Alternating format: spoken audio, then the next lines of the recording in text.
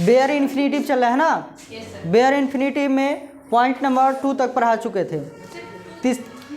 तीसरा पॉइंट है after, better, had better, had rather, would rather, can not but, had sooner, sooner than, need, hardly, bare infinitive is used. इन सभी के बाद bare infinitive का use होता है। यानी कहने का मतलब यह है कि इन वर्ड्स के बाद टू का यूज नहीं होता है, टू का यूज नहीं होता। जैसे यू हैड बेटर आस्क, देखो हैड बेटर आ गया ना, हैड बेटर के बाद यहाँ टू का यदि यूज होगा तो ये सेंटेंस क्या हो जाएगा, गलत हो जाएगा। सेंटेंस क्या हो जाएगा, गलत हो जाएगा।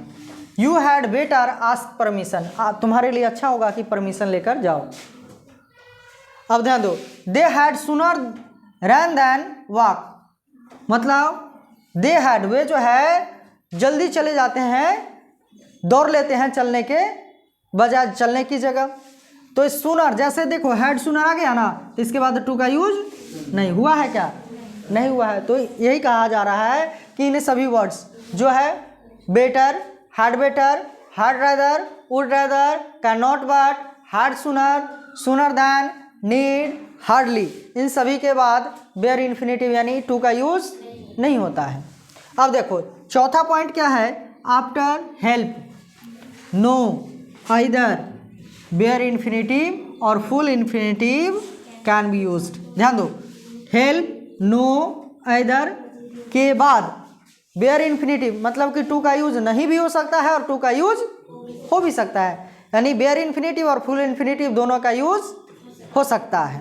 जैसे देखो he help me to, he help me lift the box, ये भी सही, और he help me to lift the box, ये भी सही, दोनों से। देखो हेल्प आया, टू आया ना, इसमें टू नहीं लगा, टू लगा है फिर भी, और टू नहीं लगे फिर भी, दोनों सही होगा। समझ में आया, कोई दिक्कत?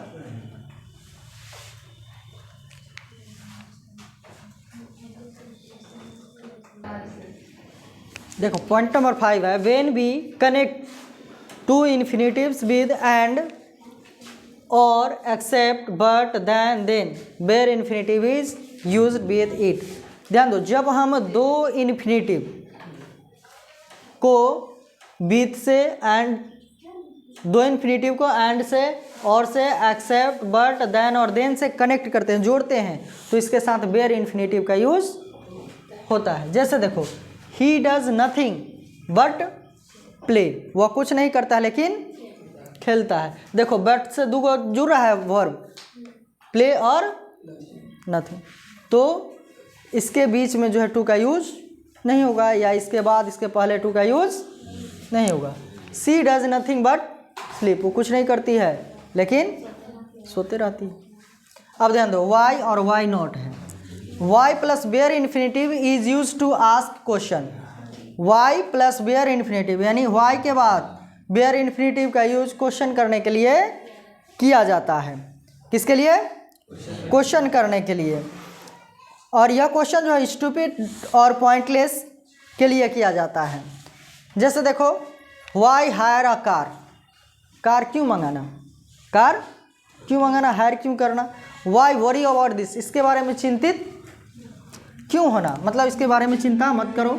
Y worry about this, to का यूज हुआ क्या? नहीं हुआ है। अब ध्यान दो, वाई प्लस नॉट, वाई के बाद यदि नॉट यूज होता है और bare infinitive is use to express suggestion और एडवाइस। देखो वाई नॉट के बाद बेयर इन्फिनेटिव का यूज होगा, यानी टू का यूज नहीं होगा, तो यह शो क्या करेगा, एक्सप्रेस क्या करेगा, सजेशन, सलाह या एडवाइस, एक ही बात है, सुझाव या सलाह। जैसे देखो why not write to him, उसे क्यों नहीं लिखना, मतलब उसको पत्र क्यों नहीं लिखना। देखो ये राइट है ना, नॉट लगा तो टू लगा है क्या? नहीं लगेगा।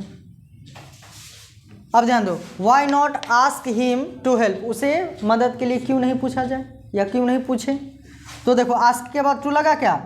नहीं लगा है। तो वाई नॉट का यूज जैसे ही होगा तो इसके बाद इन्फिनेटिव का यूज यानी टू का यूज नहीं होगा और इसका यूज जो है सजेशन या एडवाइस के लिए किया जाता है और इन्फिनेटिव यहीं समाप्त होता है।